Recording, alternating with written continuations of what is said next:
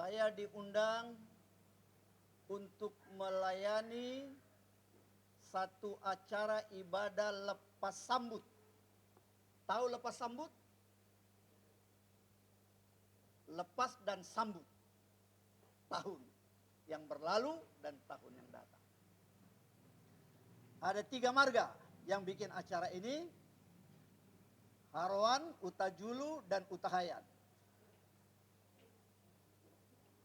Temanya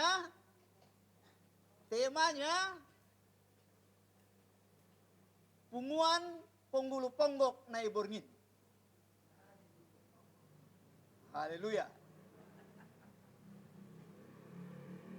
Acara orang Tapanuli yang khotbah orang India. Supaya ini tidak salah khotbah saya, dari Papua saya telepon sampai ke Medan, Jakarta, yang saya hubungi adalah orang-orang yang tua. Pak, apa ini artinya? Kami pun belum pernah dengar tema seperti ini. Saya tanya kepada yang kasih tema ini, dia pun tidak tahu. Sudahlah Pak, apa adanya itu aja khotbahkan. Tidak, jangan begitu saya bilang. Ini harus jelas ini. Sekarang saya mau tanya dengan sidang Singamangaraja. Siapa yang tertua dan siapa yang tahu akan artinya ini? Coba, tolong kasih jelas dulu. Siapa yang bisa? Punguan Ponggulu Ponggok Nai Borngin. Siapa yang bisa? Oh, puji Tuhan, haleluya, haleluya. Bilang Inang, apa artinya ini?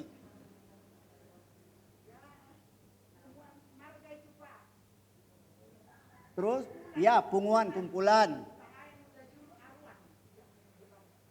Yang saya tanya apa artinya? Punguan Ponggulu Ponggok Nai Borngin.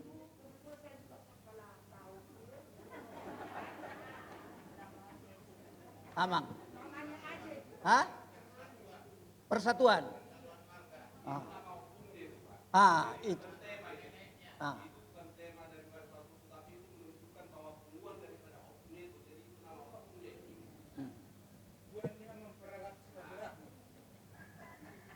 Ya. Jadi tidak ada satupun jawaban yang tepat. Waktu itulah saya baca Alkitab dari Kejadian sampai Wahyu 28 hari. Kalau punguan itu semua kita tahu kan? Apa artinya? Kumpulan. Punggulu? Kepala. Punguan Ponggulu Ponggok. Itu apa? Hah? Oh. Ada dalam kamus kira-kira? Itu nggak bisa saptir-saptir aja. Ya kan? Begitu. Jadi setelah aku baca Alkitab itu, ketemulah aku kata Ponggok. Di Mazmur dan Jepanya. Wih, temanya Ponggok. Ini Ponggok. Pas. Baru ku cari lagi. Ku telusuri lagi apa ini Ponggok ini. Ternyata itu burung. Baru ku telusuri lagi burung apa? Ternyata burung hantu. Ponggulu Ponggok Nai Borngin. Di malam hari burung hantu itu. Itulah yang diikuti. Opung-opung itu mungkin di hutan-hutan dulu dengar burung hantu. Wuk, wuk, wuk. Itu dia. Dijadikanlah itu. Jadi temanya memang yang dibikin mereka punguan Ponggulu Ponggok Nai Borngin. Mulai sekarang mereka terkejut. Satu gedungnya, waduh Amang, kami belum tahu selama ini. Tengok di YouTube kamu itu. Sekarang tinggalkan burung ponggok itu. Saya mau kenalkan satu burung, namanya burung Raja Wali. Semua bersorak-sorak, burung Raja Wali. Dipilih Tuhan kan? Begitu. Bapak Bapak Ibu Saudara yang saya kasih, nanti Ibu sampaikannya dengan marga utayan ya, jangan bikin tema itu lagi. Punguan ponggok. Jangan bikin lagi ya. Oke. Saya mempunyai seorang teman polisi. Marganya Simatupang, Arison. Dia punya 2 anak kecil, 1 perempuan, 1 laki-laki. Kalau dia berdoa, Tuhan kirimkanlah malaikatmu bertriliun-triliun untuk menjaga dan melindungi anak kami. Setelah amin, saya bilang, Amang, doamu itu salah. Masa untuk 2 orang anak minta malaikat bertriliun-triliun? Itu memboroskan anggaran surgawi, saya bilang. 1 malaikat saja turun, habis bumi ini. Jadi jangan salah berdoa ya. Nah, Bapak Ibu Saudara yang saya kasih. Coba kita buka dulu 2 ayat firman Tuhan. Yang pertama 2 Timotius 2 ayat 19. 2 Timotius 2 ayat 19.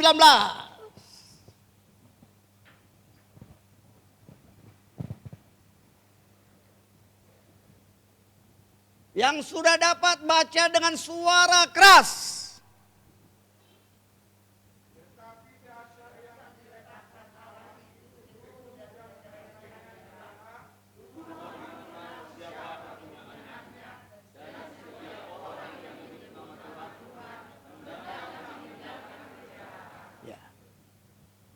Bapak Ibu rajin datang dalam ibadah ini.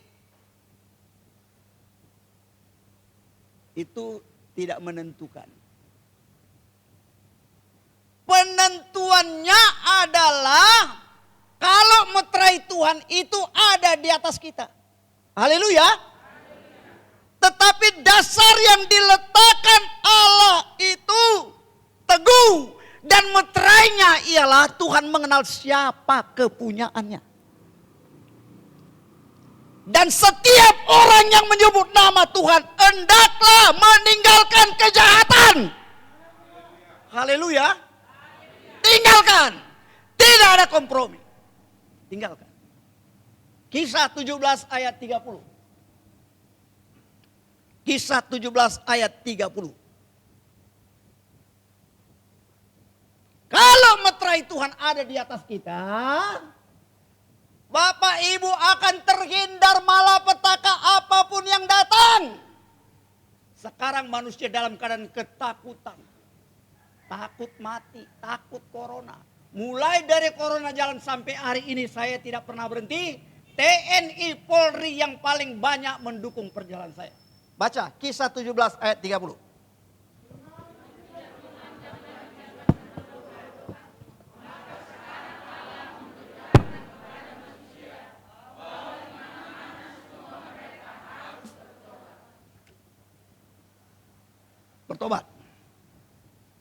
Bertobat ya. Selama ini Bapak Ibu mungkin banyak sudah dengar kesaksian saya. Umur 4 tahun bapak saya meninggal, umur 7 tahun ibu saya meninggal. Kami bukan orang Kristen. Saya tidak pernah menghayal satu ketika saya akan berkhotbah, menjadi pengkhotbah keliling. Ya tidak. Bayangkan berapa banyak penderitaan yang harus kami lalui. Ya. Tidak ada pukulan yang tidak pernah kami alami dari atas kepala sampai ujung kaki babak belur. Dibal-balin kami habis. Nangis saja mencari orang tua. Akhirnya saya lari lewat ini loh jalan ini. Waktu kecil lah itu. Saya tahunya Singamangaraja ujung itu ada bukit air. Itu aja patokan saya terus lari di simpang di ada satu tempat pom bensin dulu, di situ ada truk berhenti. Saya bilang, "Bang, saya mau numpang." "Dek, ini tidak ke Tanjung Rawa, ini saya kasih ongkos." Mari kecil aja saya udah dikasih ongkos.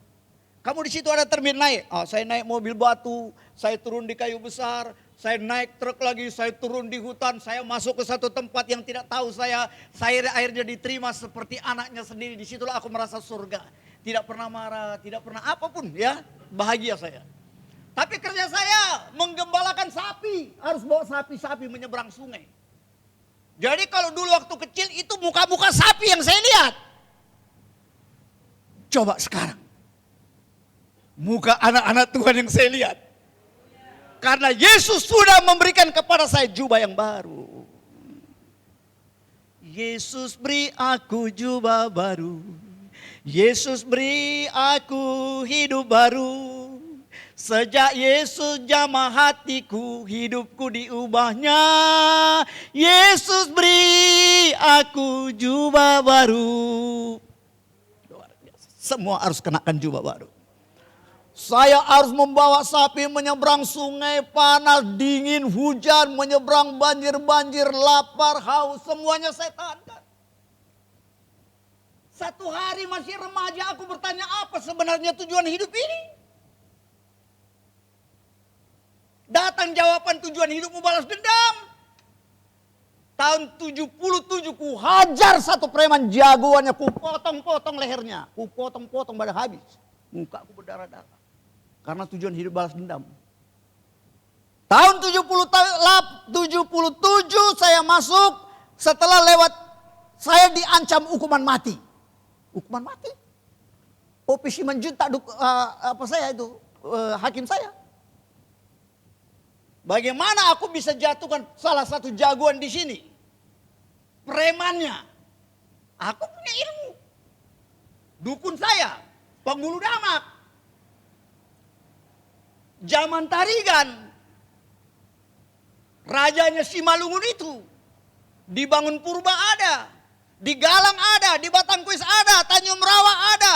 Simpang Limun itu ada, masih terminal lama. Situ ada dukun saya hebat. Padang Bulan ada, mana-mana tidak ada dukun saya.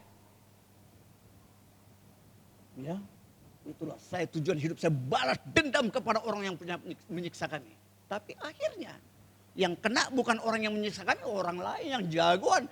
Dia duluan mulai, dia hajar saya pakai pisau kuningan sudah ada racun, saya hajar dia. Satu kali, dua kali kelewang saya sudah direbutnya.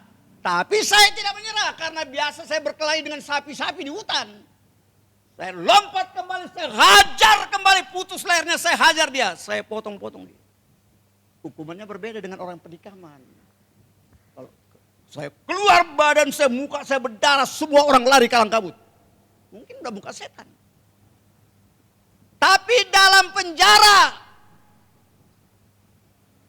saya bergaul dari tahanan biasa sampai tahanan politik. Tujuan hidup saya keluar dari penjara. Saya akan hajar lagi. Aku kecil, tapi aku tidak pernah takut. Tidak dapat dari depan, dari belakang ku hajar. Di penjara pun, di tahanan pun saya berkelahi saja.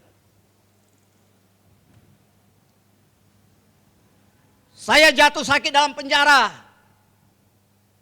Kalau sakit ini sudah kambuh leher saya tidak bisa begini, badan saya tidak bisa begini. Kayak robot begini saya jalan, 8 tahun saya menderita.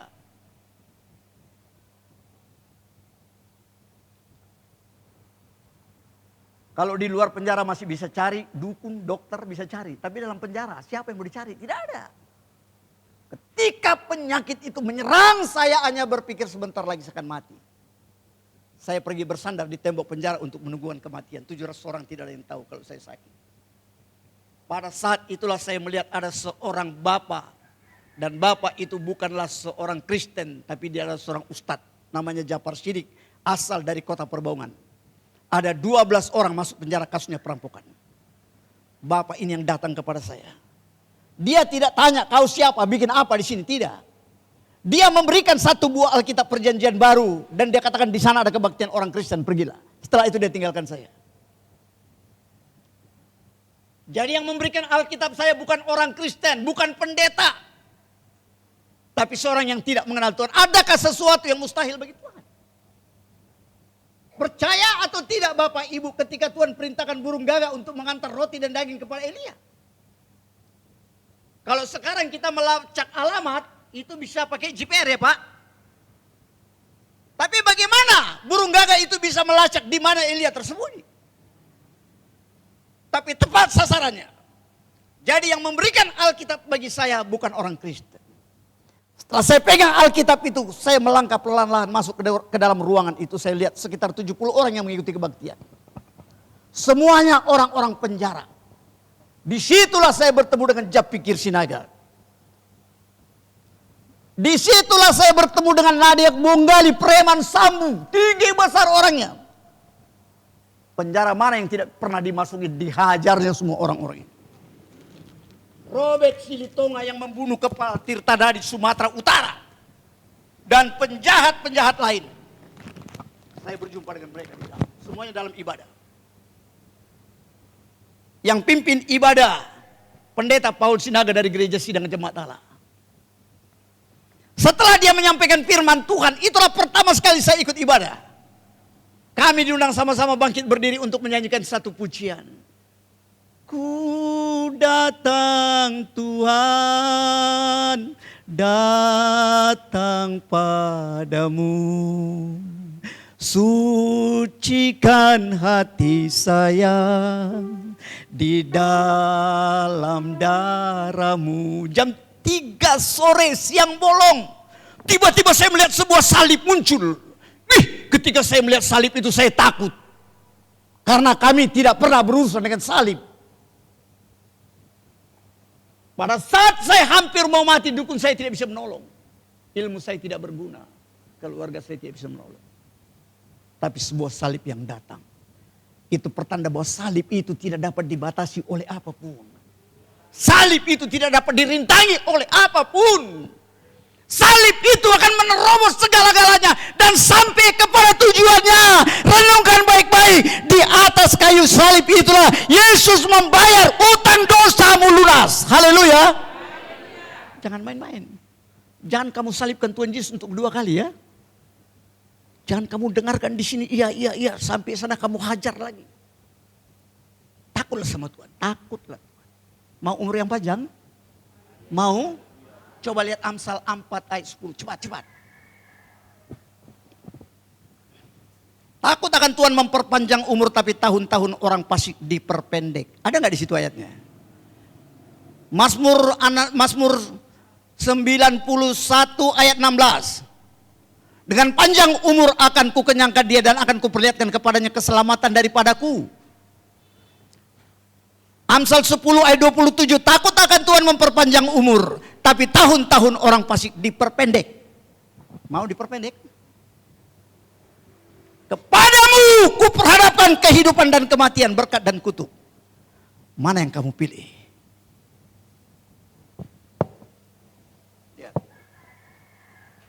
Di mana saya punya pelayanan tidak ada. DPR, MPR, Kostrad, Markas Besar ABRI. Kemanapun saya pergi. Kemarin saya telepon Brimob, saya mau berangkat Jakarta. Langsung dijemput, rapid langsung disiapkan. Tiket disiapkan. Kepala Rumah Sakit Angkatan Darat. Ada, semua ada di sini, ada. Saya khotbah 10.000 manusia hadir. Tapi kalau saya bermain dengan dosa, urapan itu akan lenyap. Setiap hari teman pergaulan kita siapa? Siapa yang selalu memberikan nasihat dalam hidup kita? Orang yang takut akan Tuhan atau tidak? Kalau nasihat orang fasik yang tidak mengenal Tuhan, kita ikuti nasihat dia, udah masuk lubang dua-dua kita nanti. Nah, Bapak Ibu Saudara yang saya kasih, setelah cukup lama saya mengelilingi Papua dan seluruh Indonesia dan 11 negara, Tuhan perintahkan balik kau ke Jakarta. Balik. Saya taat, saya selalu dengar. Balik. Mulailah saya bergaul dengan para YouTuber. Langsung saya diminta berapa channel masuk. Pak, isi kesaksian Pak, isi. Minta nomor rekeningmu ya Pak. Ya saya bilang, tapi tidak saya kasih. Jangan sampai mereka nanti menganggap saya motivasinya lain. 1 minggu. Pas hari A mau live-nya. Pak, nomor rekening Bapak tidak bisa kami masukkan ya. Karena Bapak belum kirim. Langsung saya kirim dengan seorang ibu. Kirim. Setelah live selesai langsung 31.000 penonton. Langsung naik. Terus sampai 43.000. Tetapi nomor rekening yang muncul itu nomor rekening orang lain. Bukan nomor rekening saya. Kejahatan atau tidak ini? Besoknya baru nenggolan saya tegur. Inang, kamu minta nomor rekening saya, tapi kenapa muncul nomor rekening orang lain? Sampai hari ini di YouTube habis diserang sama channel lain. Bukan saya yang menyerang ya, tapi channel lain yang menyerang orang itu. Bertobat kau ya. Ya, udah hebat, channelnya besar. Pastor lagi, luar biasa. Tapi bisa melakukan, ini orang gak bertobat, ini gak bertobat. Saya potong orang, saya bertobat, saya lahir baru. Ketika saya mau berjalan salah, firman itu menegur saya. Yohanes 15:1-8, cepat. Ini persyaratannya. Yesus katakan, akulah pokok anggur yang benar dan Bapakkulah pengusahanya. Setiap ranting padaku yang tidak berbuah dipotongnya. Dan setiap ranting yang berbuah dibersihkannya supaya lebih banyak berbuah. Kamu memang sudah bersih karena firman yang telah kukatakan kepadamu, tinggallah di dalam aku dan aku di dalam kamu. Sama seperti ranting tidak dapat berbuah dari dirinya sendiri kalau ia tidak tinggal pada pokok anggur. Demikian juga kamu tidak berbuah jika kamu tidak tinggal dalam aku. Akulah pokok anggur dan kamulah ranting-rantingnya. Barang siapa tinggal dalam aku dan aku dalam dia, ia berbuah banyak. Sebab di luar aku kamu tidak dapat berbuat apa-apa. Barang siapa tidak tinggal di dalam aku, ia dibuang keluar. Sama seperti ranting dan menjadi kering kemudian dikumpulkan orang dicampakkan dalam api lalu dibakar.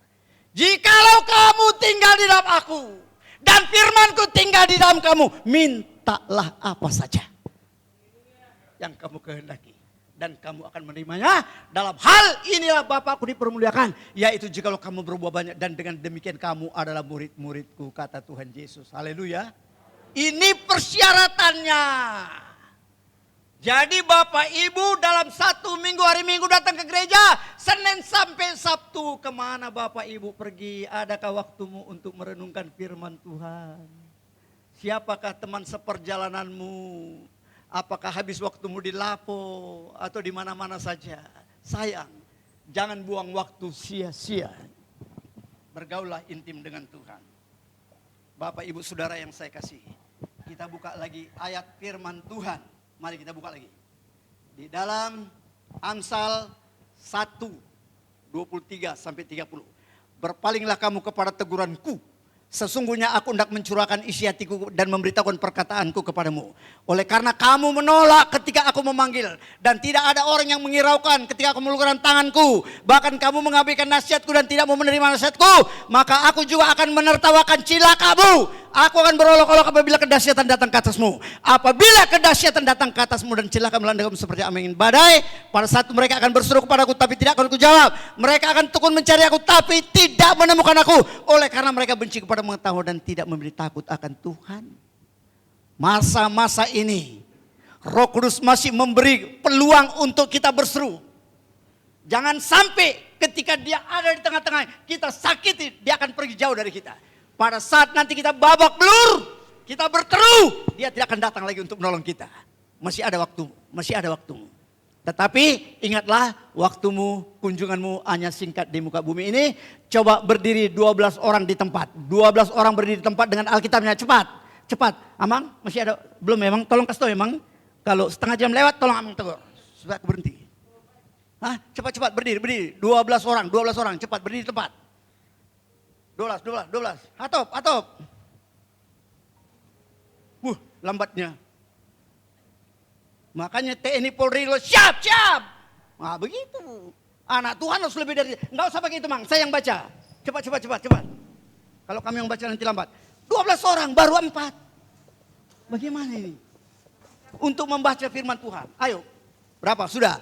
1, 2, 3, 4, 5, 6, 7, 8, cepat.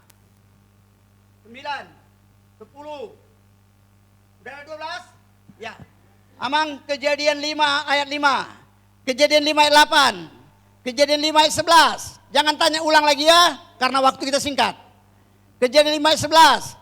Kejadian 5 ayat 14. Kejadian 5 ayat 17. Kejadian 5 ayat 20. Kejadian 5 ayat 23. Kejadian 5 ayat 27. Kejadian 5 ayat 31, ibu baju kuning yang di belakang. 2 lagi mana? 2 lagi. Cepat. Dekat tangga mana tangga? Ini. Ya, 12 ya. Oke, sekarang saya baca. Perhatikan ayatnya masing-masing. Kejadian 5 ayat 5 siapa Pak? Bapak ya? Bapak lihat situ ya. Jadi Adam mencapai umur 930 tahun lalu ia mati. Kejadian 5 ayat 8. Jadi Set mencapai umur 912 tahun lalu ia mati. Kejadian 5 ayat 11. Jadi Enos mencapai umur 905 tahun lalu ia mati.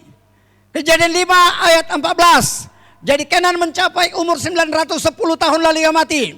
Kejadian 5 ayat 17. Jadi Mahalalel mencapai umur 895 tahun lalu ia mati. Kejadian 5 ayat 20. Jadi Jared mencapai umur 962 tahun lalu ia mati. Kejadian 5 ayat 23. Jadi Enok mencapai umur 365 tahun. Kejadian 5 ayat 27. Jadi Metusalah mencapai umur 969 tahun. Metusalah adalah orang yang pertama mendapat umur yang terpanjang 969 tahun. Berapa tahun lagi? 1000 tahun. 31 lagi 1000 tahun.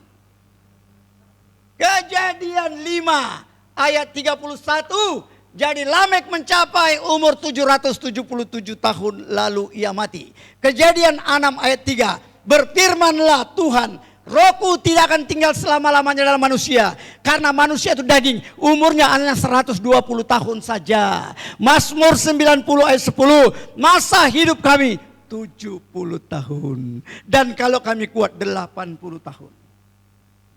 Kebanggaannya adalah kesukaran dan penderitaan. Karena berlalunya buru-buru dan kami akan melayang lenyap. Semua firman Tuhan itu digenapi. Kenapa dari manusia umur hampir 1000 tahun. Sekarang tinggal hanya 70-80. Tinggal sedikit. Dalam sedikit tahun ini pun kalau kita bermain dengan dosa. Umur kita nanti akan menjadi lebih pendek lagi. Silakan duduk. Semuanya sudah terbagian. Ya, Bapak Ibu Saudara yang saya kasih dalam Tuhan Yesus. Pikiran kita ini adalah medan perang. Disinilah iblis akan meluncurkan senjata untuk menyerangi pikiran kita untuk dilumpuhkan. Ya, kita tidak bisa mengalahkan. Satu-satunya mengalahkan iblis kalau Bapak Ibu bergaul dengan firman Tuhan dan menyimpan firman Tuhan itu dia akan takluk. Dia akan takluk.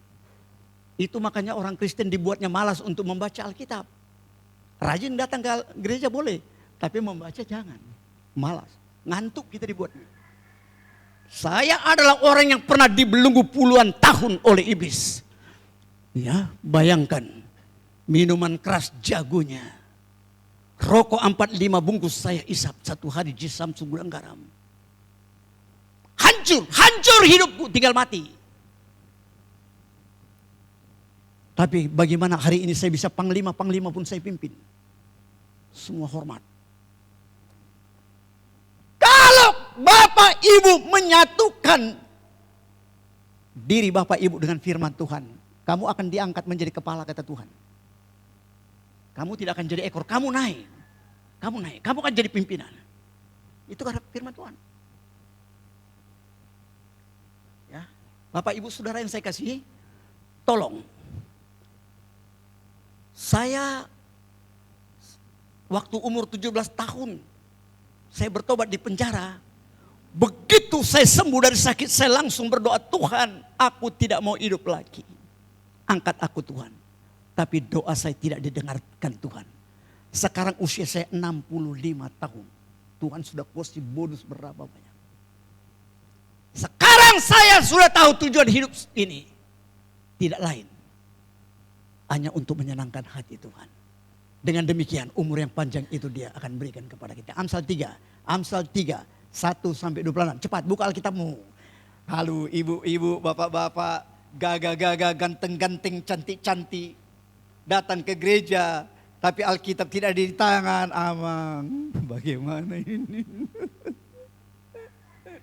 Aku walaupun Alkitab tidak kubawa, tapi sudah kusimpan di dalam. Makanya waktu saya pergi ke Brunei, itu saya tidak tahu peraturan Brunei itu bahaya rupanya. Kalau ada pendeta masuk ke sana, Paspornya pendeta tidak boleh masuk. Kalau ada orang Kristen bawa Alkitab ke sana ketangkap, mati. Jadi orang takut ke sana. Bawa Alkitab, nggak bisa. Saya nggak tahu peraturannya. Dan saya waktu itu membawa Alkitab 5 kardus kali yang 40. Sampai saya di Pontianak, saya naik bis mau menuju. Pas saya lihat ada sebuah mobil, di depannya ada seorang pria duduk, pakaiannya celana pendek, baju pendek. Ini dia punya badan semua tatu. Wah, saya pikir ini pasti mantan penjahat ini. Ini saya suka orang-orang seperti ini. Saya datangi dia. Pak, mobil yang ke Brunei yang mana Pak? Dia bilang yang ini. Siapa supirnya? Saya sendiri. Pak, saya mau bawa buku ini bisa? Bisa. Berapa ongkosnya? 150 ringgit. Saya kasih dia 250 ringgit. Betapa senang dia menyelamatkan Alkitab itu. Dia bungkus, kemas baik-baik. Dia masukkan di tempat yang tersembunyi. Begitu masuk perbatasan Malaysia, mobil ditangkap. Periksa dengan alat, ketangkaplah Alkitab itu dan jumlah yang besar. Polisi Malaysia tanya, ini siapa? Punya. Supir itu mengaku dia punya. Kalau dia bilang saya punya, mati saya, udah ditangkap. Tapi supir itu mengaku dia punya. Polisi Malaysia tanya, kenapa kau bawa buku ini?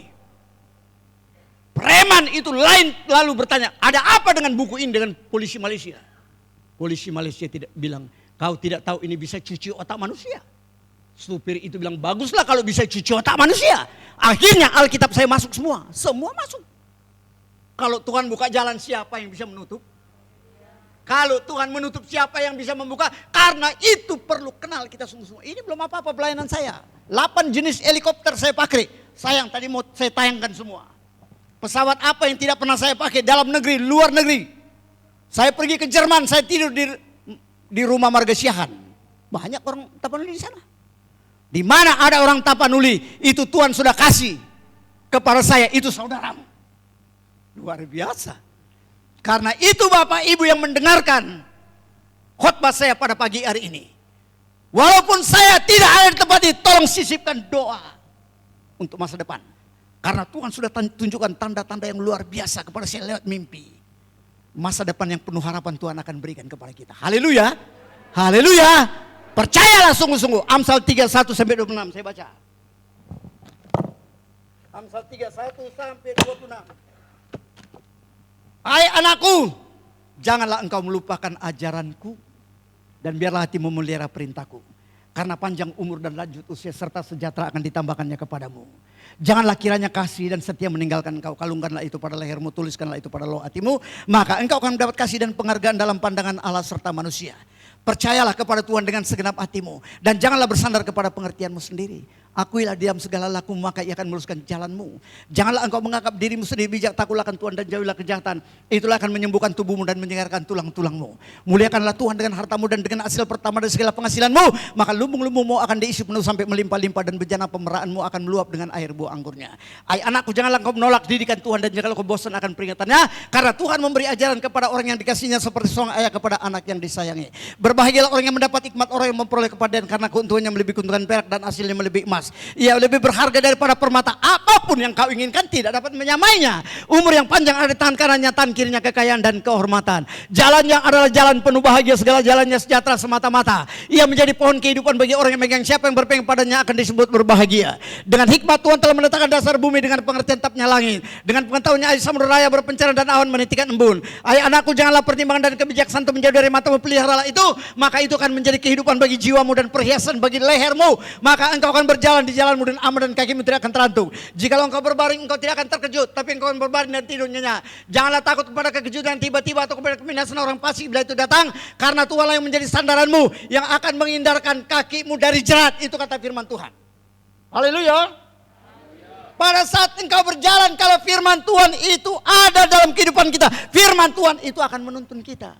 Bukankah jauh-jauh hari sebelum corona datang, jauh-jauh hari sebelum corona itu datang, Alkitab sudah memberitahukan kepada kita dalam Mazmur 91, 1-16. Sudah dikasih tahu. Jadi bagi orang yang rajin membaca, pasti dia sudah tahu akan bencana-bencana. Ini belum apa-apa. 2/3 penduduk dunia nanti akan mati binasa. Hanya 1/3 nanti yang akan diselamatkan. Bapak Ibu ada di golongan mana? 2/3 atau 1/3. Tuhan katakan, kepadamu ku perhadapkan kehidupan dan kematian, berkat dan kutuk. Pilihlah kehidupan supaya engkau hidup maupun keturunanmu. Bapak Ibu Saudara yang saya kasih, terakhir saya mau nyampaikan, selama ini saya tidak tahu tentang YouTube. Sekarang saya mau buat YouTube tersendiri. Ya, jadi saya sudah membuka channel saya. Nama channel saya yang terbaru, kamu bisa catat, Paulus Maripa Real Akun. Di situ sudah banyak, saya punya kesaksian-kesaksian di mana-mana. Paulus Maripa Real Akun, tolong dukung channel ini. Klipkan supaya banyak orang tahu. Ini sudah mulai terasa bagi saya, Tuhan sedang pimpin saya untuk tidak lari ke banyak tempat kesana kesini, tapi saya mau berfokus duduk untuk mencari Tuhan. Baca Amsal 30. Coba buka dulu Alkitabnya. Yesaya 30 ayat 15. Setelah itu saya kembalikan kepada Bapak. Ya. Baca satu ayat, tolong. Yesaya 30 ayat 15, baca dengan suara keras. Yes.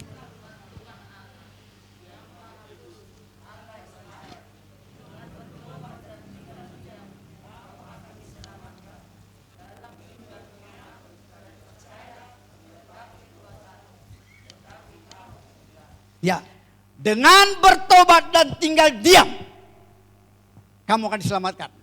Dengan bertobat dan tinggal diam, kamu akan diselamatkan ya. Jadi Bapak Ibu Saudara yang saya kasihi, sebelum setiap hari acara itu mulai bangun pagi, utama bergaul dengan firman Tuhan, angkat puji-pujian. Malam sebelum tidur, baca Alkitab, angkat puji-pujian, berdoa dalam perlindungan Tuhan. Semua penyakit malapetaka akan lari menyingkir. Ya, jadi tidak ada dosa, tidak ada kejahatan yang tidak pernah saya lakukan. Semuanya sudah ada. Akhirnya saya ketangkap dengan Tuhan Yesus. Sekarang saya melayani keliling. Jadi waktu saya ketemu dengan Bapak Pendeta Sitinjak, itu mungkin ada sekira 7-8 tahun yang lalu di Sidikalang. Kami bersama-sama, itulah pertama sekali. Nah, jadi waktu Ibu tadi bersaksi, Pak Nenggolan dengan Pak Sitinjak mau berangkat, sudah ada perintah untuk saya untuk datang ke gereja ini untuk mengangkat satu pujian satu kota tanpa malam. Tiket sudah saya beli, tapi nggak jadi. Saya telepon itu last year ini, saya tidak tahu apa halangannya. Berapa hari kemudian baru saya dengar bahwa kedua hamba Tuhan ini sudah berangkat. Ya, luar biasa. Hendaklah kita kalau pulang tinggalkan dunia ini, pulanglah ke rumah Bapa di surga. Ya, Tuhan Yesus memberkati. Haleluya. Haleluya. Kami serahkan kembali ke